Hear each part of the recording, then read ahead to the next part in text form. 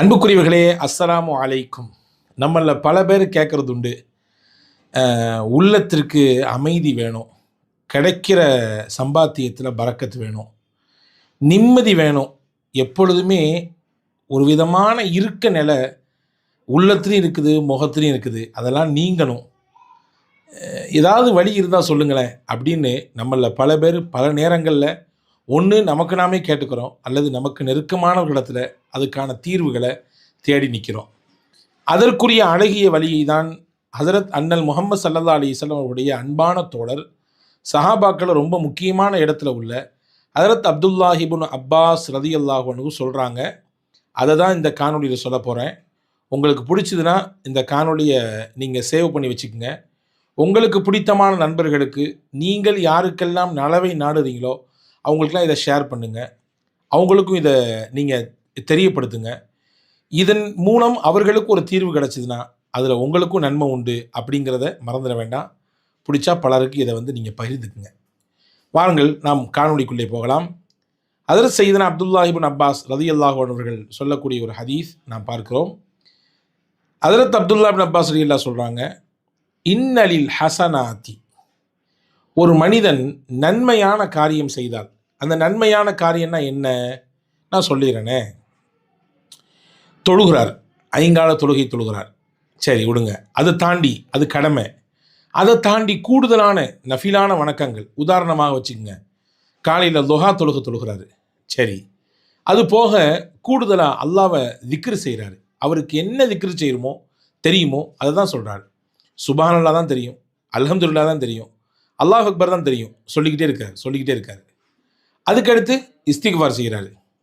அதுக்கடுத்து சதக்கா செய்கிறார், தன்னால் முடிஞ்சதை கொடுத்து சதக்கா செஞ்சுக்கிறாரு.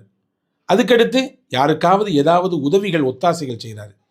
இப்படி நன்மையை நாடி பல ரூபங்களில் முயற்சி பண்ணுறார். ரசூலுல்லாஹ் சொன்னாங்க, ரசூலுல்லாஹி ஸல்லல்லாஹு அலைஹி வஸல்லம் உடைய ஹதீஸுகளை ஆய்வு செய்கிற, குறிப்பாக அதை உம்மத்திற்கு சொல்லிக் கொடுத்த ஹஜ்ரத் அப்துல்லாஹ் இப்னு அப்பாஸ் ரலியல்லாஹு சொன்னாங்க, ஒரு மனிதன் நன்மை செய்தால் 5 பலன் அல்லாஹ் கொடுப்பான். 5 பலன் கொடுப்பான். மொதல் பலன் என்ன தெரியுமா?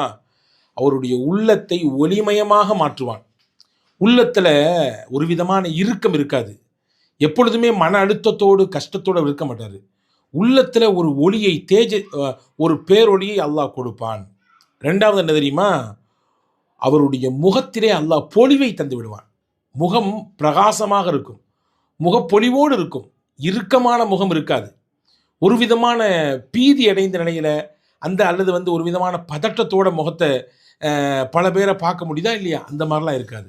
அவருடைய முகத்திலே பொலிவு இருக்கும், ஒளி இருக்கும். இது ரெண்டாவது அல்லாஹ் தரக்கூடியது.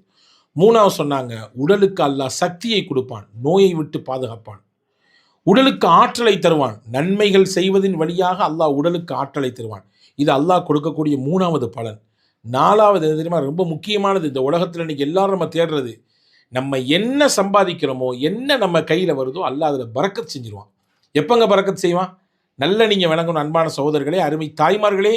நிறைய தாய்மார்கள் நம்முடைய காணொலியை நீங்கள் பார்க்குறீங்க, நிறைய சகோதரர்கள் காணொலியை நீங்கள் பார்க்குறீங்க.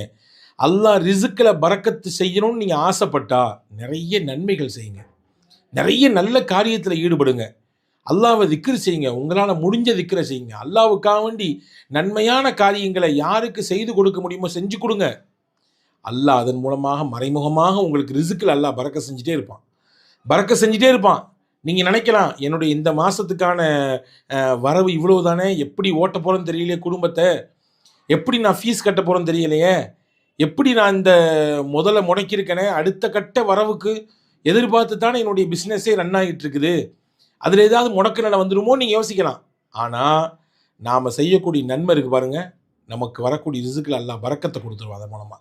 இது நாலாவது முக்கியமான பலனுங்க.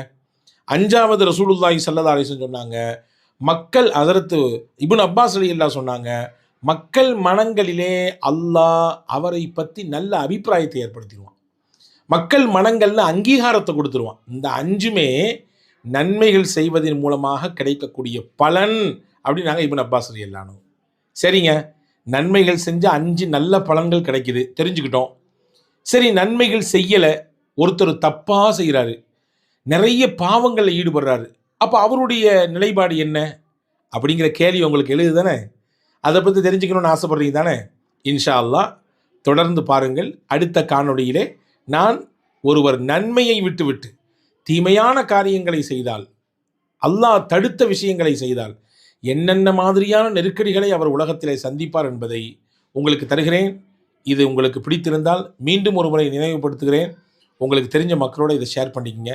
நன்மையில் நம்ம எல்லாருமே கூட்டாளியாக ஆகிக்கொள்ளலாம். வசலாம். அஸ்ஸலாமு அலைக்கும்.